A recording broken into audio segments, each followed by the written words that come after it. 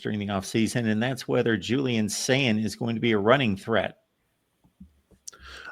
Running enough just to keep the defense honest, because he can move around, he can run a little bit, but I don't expect him to carry the ball over 100 times or whatever like Will Howard did, even though some of those were sacks. Just a couple of keepers a game or just reads a game I think will be enough. He can move around. Like, he's not a big guy, so he's got some mobility. He's not Tate Martell, but I think he'll run enough to just ease up on the crashing down on the running backs. He's going to have to keep it a couple of times, basically.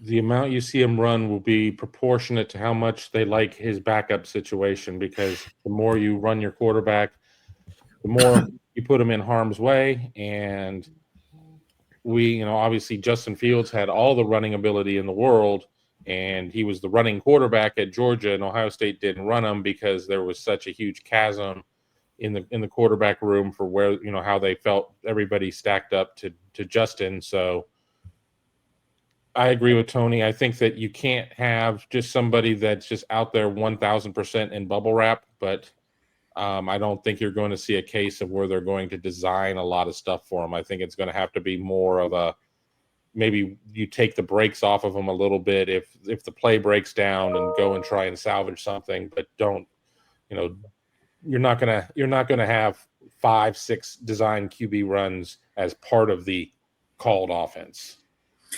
I mean, Howard was big and indestructible. Sayin is not big and indestructible. He is destructible. So I can't imagine that they want to put him in a situation where people get clean shots at him. So, I can't believe that they're going to put him in a ton of situations. I think it's, to go back to what Kevin said, it kind of depends how good the backup is. I think it depends what team you're playing. Is this Penn State, and we absolutely have to get this 3 yards one way or another to keep the sticks moving and whatever, and he dropped a pass and there's nobody there and he's got to go get it. He has to get it. If he doesn't get it, you lose the game.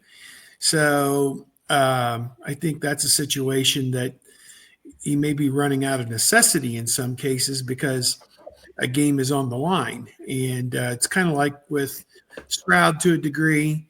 He really only ran in those emergency situations, and certainly Haskins the same thing. So, that's how I'd kind of view Sayin, is that it's not what they would prefer to do, but if they have to do it, they will.